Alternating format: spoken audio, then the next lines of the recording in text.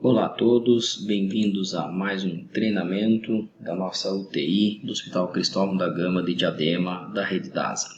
Hoje nós vamos falar um pouco sobre as nossas rotinas assistenciais da UTI. Então nós vamos dividir em 3 grandes tópicos. Nós vamos falar primeiro sobre plano terapêutico, depois sobre as nossas rotinas assistenciais propriamente ditas, que são o huddle, visita multi, cheque de metas, e na última parte um bate-papo sobre a evolução médica. Começando pelo plano terapêutico. Então, o que é o plano terapêutico para definirmos? Vamos imaginar que o plano terapêutico é a jornada do nosso paciente na internação. Vamos imaginar que ele vai fazer uma viagem de navio por águas turbulentas e para chegar até o destino ele vai precisar passar por uma série de etapas, vai ter que cumprir uma série de objetivos, de missões para conseguir chegar até o destino. Tá? Então, na verdade, o plano terapêutico é o objetivo da internação, é o plano do tratamento do paciente. Quais são os próximos passos, o que falta para esse paciente ir de alta. Esse é o plano terapêutico.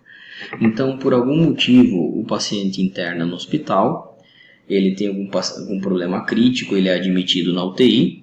Desses problemas ativos, a gente vai traçando uma série de metas para ajudar a cumprir esse plano terapêutico. Esses problemas críticos são resolvidos até que o paciente consegue ter alta da UTI. A partir do momento que todos os seus problemas estão resolvidos e estabilizados, ele tem alta hospitalar. Então, esse conjunto da obra todo é o plano terapêutico. Vamos usar um exemplo hipotético aqui para a gente aprender na prática como que fica. Né? Um exemplo bem simples, um paciente interna com uma insuficiência respiratória, necessidade de intubação e droga vasoativa de foco pulmonar, é uma pneumonia. Então eu sei que eu tenho que estabilizar o cardiovascular desse paciente, eu tenho que tirar a droga vasoativa, eu tenho que conseguir estabilizar a parte ventilatória, respiratória, até o momento que eu consigo estubar ele, eu tenho que tratar essa pneumonia. Esse que é o foco principal.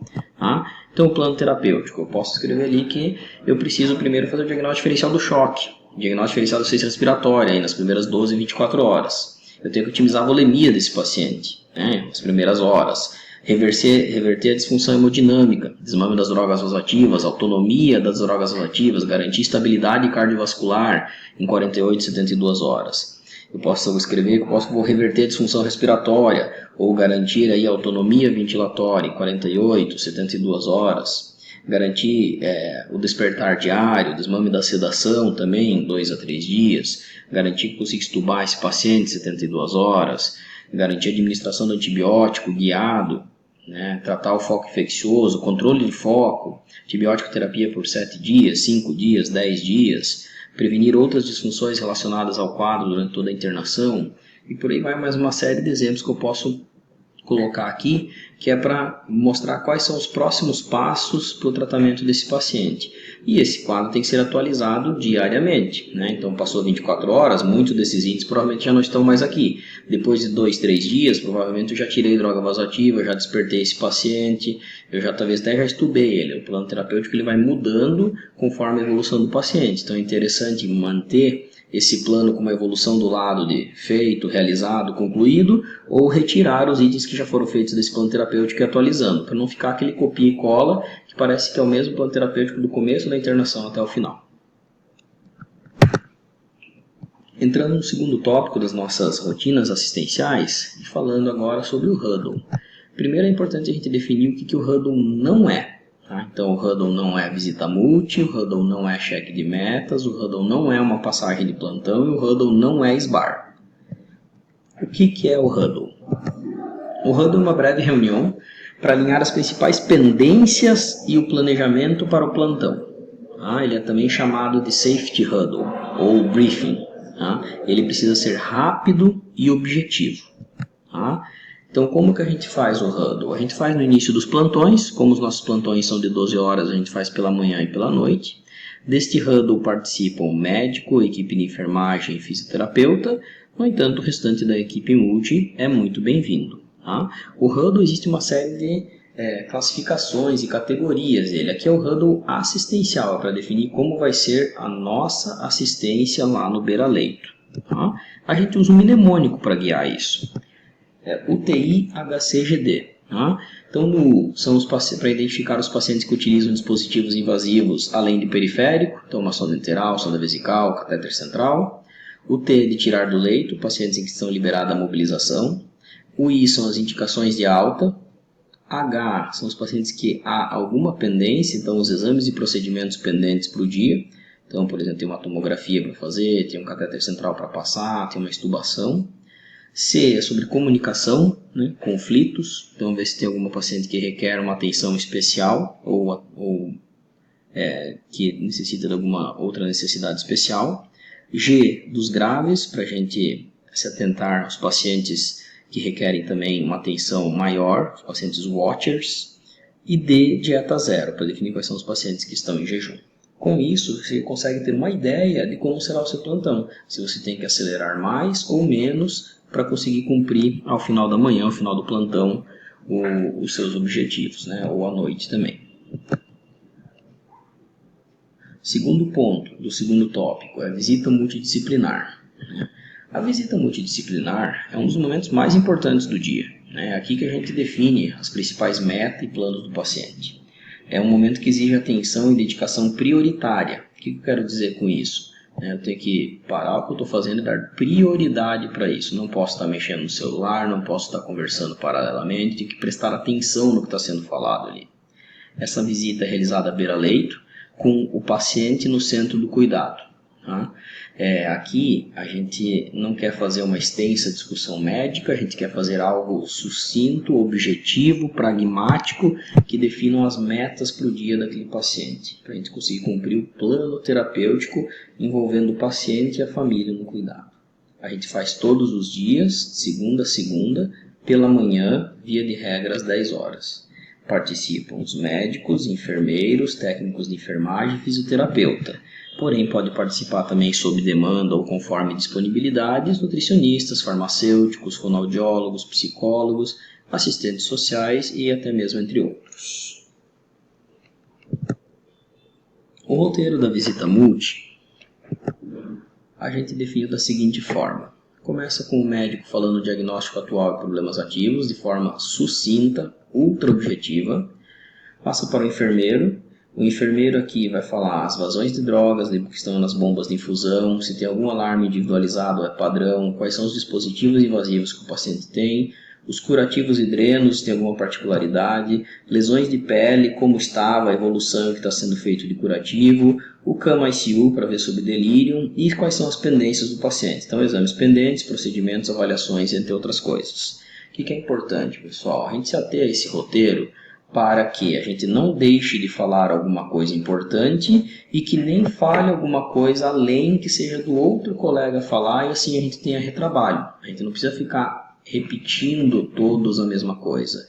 Então, se ater ao roteiro para cada um falar as suas pendências. Na sequência do enfermeiro, vem o técnico de enfermagem, né, que vai falar sobre os riscos assistenciais. Ele pode falar sobre risco de bronco, risco de flebite, queda, LPP, alergias, entre outros. Dor, né, como é que está a evolução, controle, o que foi feito de medicação, alterações sinais vitais, intercorrências e aceitação alimentar. Lembrando que esse aqui é um guia e, claro que se tiver algum outro problema ativo ou se tiver algum ponto a ser mencionado, pode obviamente ser citado neste momento. Fisioterapia vai falar sobre a fisiomotora, né, sobre a fisiorrespiratória, se tem aporte da 2, está fazendo VNI, alto fluxo.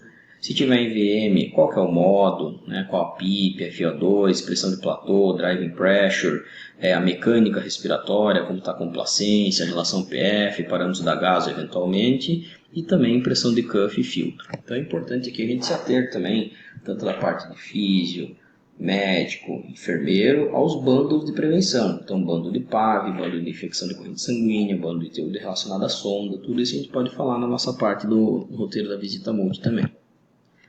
Na sequência, nutricionista vai falar se tem alguma demanda para fono, qual que é a dieta que está recebendo, se está recebendo alguma suplementação, meta calórica e proteica a ser atingida e o número de evacuações e consistência. né? Na ausência da nutricionista, essa parte do roteiro é falado pelos outros profissionais da multi.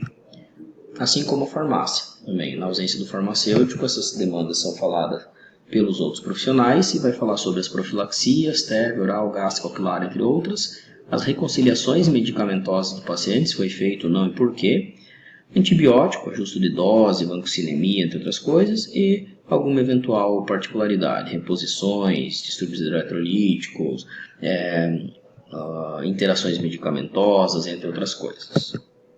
E a CCH, que vai falar sobre o tempo do antibiótico, se é possível descalonar conforme o resultado de culturas, e também o tempo de isolamento.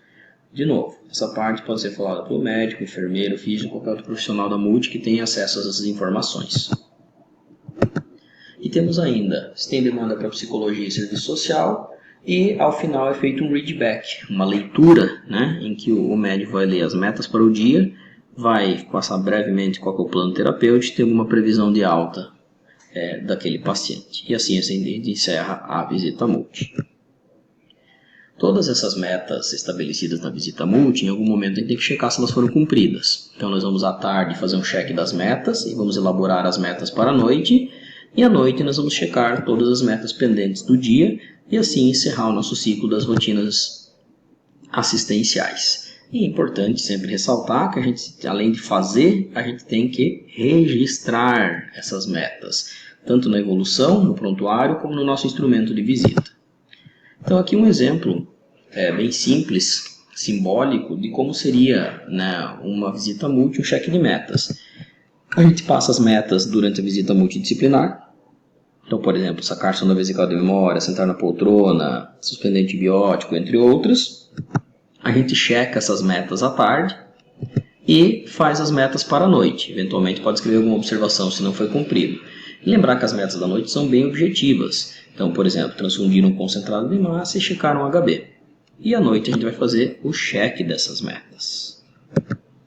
Assim, então, a gente fecha o nosso ciclo das nossas rotinas assistenciais, com o huddle da manhã, visita multi, cheque de metas à tarde, o huddle da noite e o cheque de metas à noite. E, reforçando mais uma vez, que temos que registrar essas informações.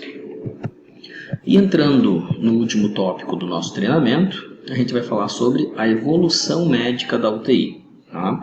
A nossa evolução, ela basicamente divide-se em 3 partes. O cabeçalho, o exame sistemático e, ao final, as metas e plano terapêutico. Todos são importantes, mas aqui eu vou pedir que vocês foquem uma energia extra na primeira e na última parte. Então, no cabeçalho, que a gente vai falar individualmente de cada um, e no final, que são as definições de metas e plano terapêutico.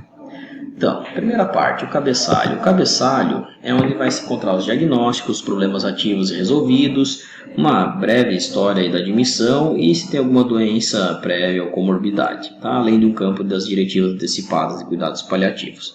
Então, vamos usar esse exemplo hipotético, né, para a gente treinar. Então, vamos dizer que tem um paciente que internou no dia 11 com dispneia a esclarecer, foi diagnosticada uma pneumonia, tinha sinais de sepse. Entre os dias 12 e 13 ele acabou evoluindo com um outro problema, que é uma hemorragia digestiva alta por uma úlcera, que não era o motivo inicial da internação, só que isso foi resolvido, foi pontual ali entre os dias 12 e 13, só que no dia 13 de novo ele evoluiu com um choque a esclarecer. Tá? Então como que ficaria essa parte? O diagnóstico da admissão hospitalar, o paciente internou com uma sepse ainda a esclarecer, foi diagnosticada uma pneumonia, então o diagnóstico da admissão da UTI nós já sabíamos que era uma sepse de foco pulmonar ou uma sepse por pneumonia, e de problemas ativos eu coloquei aqui o sepse de foco pulmonar e um choque do dia 13 que precisou de droga vasoativa. Então o que é importante aqui salientar, pessoal? Primeiro que é importante colocar o diagnóstico da admissão no problema ativo. É importante mostrar que o motivo que ele internou ainda está sendo tratado, é um problema ativo. Porque se eu colocar ali diagnóstico de admissão da UTI, pneumonia e colocar nos problemas ativos tosse, vai parecer que o paciente está só com uma tosse agora, não está fazendo nada na UTI, enquanto ele está tratando uma sepse pulmonar. Então é importante nos problemas ativos eu repetir o diagnóstico da admissão, se ele ainda estiver ativo, obviamente, se ainda estiver sendo tratado, e colocar as outras intercorrências. E o segundo ponto muito importante aqui é ter a data, ter a data de início e de término desse problema ativo. E os problemas resolvidos, a gente coloca ali, do dia 12 ao dia 13, ele fez uma HDA, chegou a fazer uma endoscopia no dia 12. Pronto, isso foi resolvido, já não é mais um problema ativo dele. E isso tem que ser dinâmico, tem que ser